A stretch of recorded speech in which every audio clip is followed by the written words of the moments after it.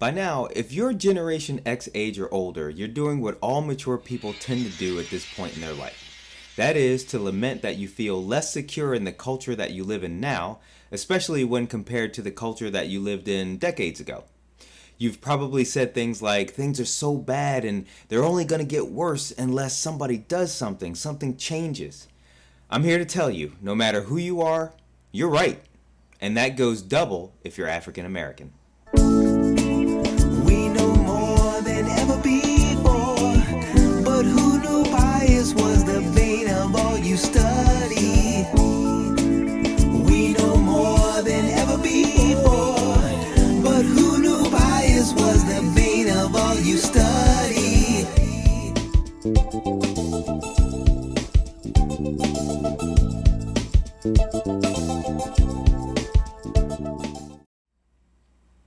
Previously, I completed a video that I titled The Real Reason Why US Men Are Irrelevant. It was a short, simple video where I let people who have never thought about such things know that the reason why corporations ignore men is because men are only responsible for about 15% of consumer spending. And likewise, they're treated the same way by politicians because men don't show up at voting polls as much as their counterparts. I've referenced that video because I wanted to talk about that same concept when it comes to African Americans in the United States. Obviously, the African American demographic includes men, which means that the video I mentioned a moment ago generally applies to them as well. But African Americans as a whole, being only about 13% of the US population, holds a very odd place when it comes to the US political landscape. Let me explain. See, one of the main reasons why the Republican Party of the United States doesn't cater to African Americans is because it doesn't need to. It doesn't need African Americans to win a national election, or at least not like the Democratic Party of the United States does. We all know that, here in modernity, African American descendants of slaves overwhelmingly vote Democrat. But what people don't seem to realize is that the Democratic Party needs those overwhelming black numbers every time.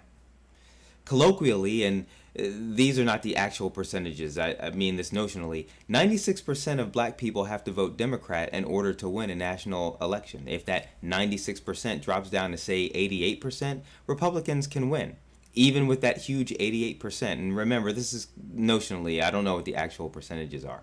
Have you ever heard of the term swing state? You know, one of those states, for example, Iowa, that's so contested that they can go back and forth and actually turn a whole national election? Think of African Americans like a swing race. Again, I don't have the exact percentages, but this is generally how that works, and it's been that way for a pretty long time. But have you ever wondered what would happen if this ceases to be the case? We are in a two-party system in the United States, at least for now, and one of those parties looks at the cold, hard facts and numbers and can conclude that they don't even have to court the economic demographics that African Americans tend to fall in. Remember this from the 2012 campaign?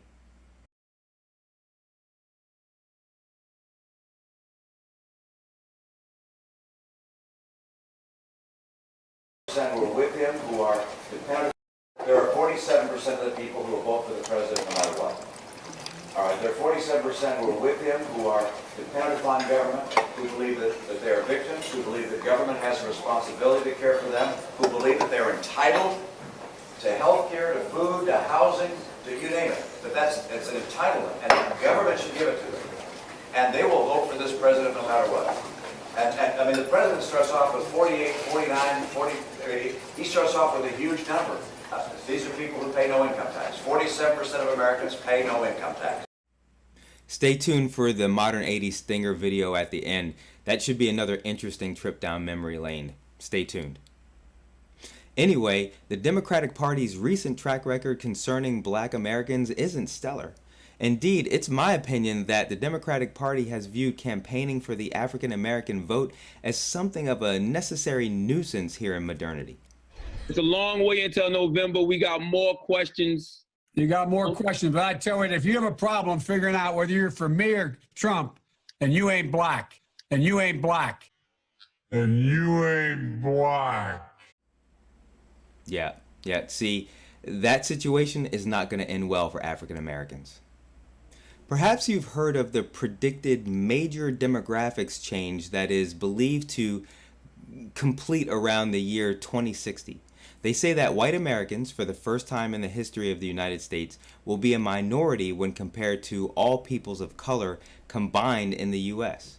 Most of this change, from what I understand, will be fueled by massive immigration from Asia and south of the U.S. border. Now, look, I'm not here to talk about the legality of that. Personally, I have accepted that what is legal is essentially two things. There are two kinds of laws. What rich people want at the time and a validation of what's already going on. In other words, from my perspective, if massive immigration is going to continue to be a reality in the United States, eventually it's going to be a legal one. That's just the human story, not the American story, the human story, and that's all I have to say about that. Moving on, I have a question for African Americans. What happens when that demographic shift in this country changes the political reality of the importance of the black vote? The African American community has had generations, even under the oppression of institutionalized racism that no one will ever convince me does not still exist, to focus on what really matters in this country, which is to build generational wealth, even if it's done slowly under the oppression that we face. In the irrelevance video that I mentioned before, I said that U.S. men were irrelevant because they don't spend and they don't vote. If I can put that political situation aside for a second, much has been said about the trillion-dollar spending power of the black community in the United States. The problem with that is our trillion-dollar spending habits, by and large, make other ethnicities rich. I mean, what does the African American community really own? If you ponder the old saying, money makes the world go around, almost nothing revolves around African Americans. In other words, irrelevance. And if you couple that with the inevitability of black irrelevance that is surely coming in the political arena in this country, you know, where Democrats stop bothering with African Americans after they're no longer that necessary nuisance that I described before, you know, that they see today, you're talking permanent underclass, as in forever, for as long as there is a United States for black people. Right now, some people hear me use that phrasing and they're thinking, we're already that. Well, my fellow African American descendants of slaves, start today. Turn off that TV. Don't allow the exploitative audio and visuals of a commercial's fantasy of lies ever enter your eyes and ears again. Choose to have a radical conviction rejecting the commercial culture that constantly tempts us to have things now and pay for them later over the rest of our lives. What do I mean by radical? You'll know that you really mean it when you start including your kids in your decision making.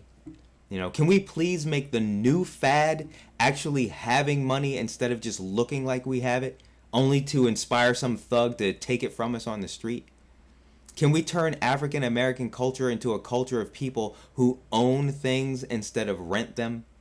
See, because once the demographics change and nobody cares whether or not we show up to the voting polls, our economic state in this country will be the only thing that matters. It'll be the only thing that they have to respect. Remember, one political party already sees us as a non-issue. You know, so I give us this one rule that I always say to begin, and that is don't make any purchase that doesn't make you money or at least save you money in the long run. If we don't do this as an ethnic group of people, it's over. It's over. I'm Odium. This has been Message in a Bottle. Come back for the next reflection. Hold on. Stay for the Modern 80s Stinger video at the end of this. You know, I think it'll be interesting looking at this video 9 years later. All right. But after you do that, come back for the next reflection.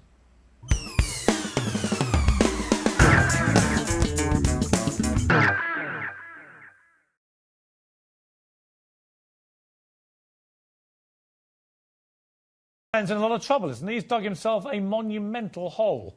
No, I don't think so at all. I think people like to say that. I don't think so at all. It's a debate that has to be had. I guess he brought it out into the open, but I don't think so at all, and I don't think he should be apologizing for anything. And they should just continue onward. The polls are showing very close. It's going to be a tight race no matter how you look at it.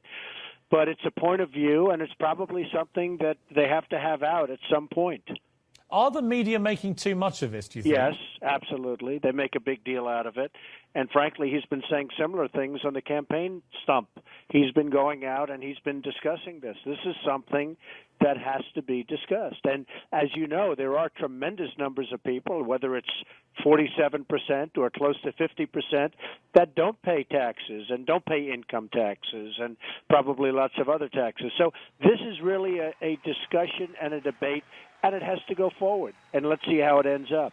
I mean, one of the problems, it seems to me, is if you actually analyse the 47% who supposedly don't pay tax in the way that he put it, many of them reside in states that are supportive to Mitt Romney. So it's a real shoot yourself in the foot moment, isn't it? I don't think so. I think it's really something and a point that is going to be discussed over the next 50 days.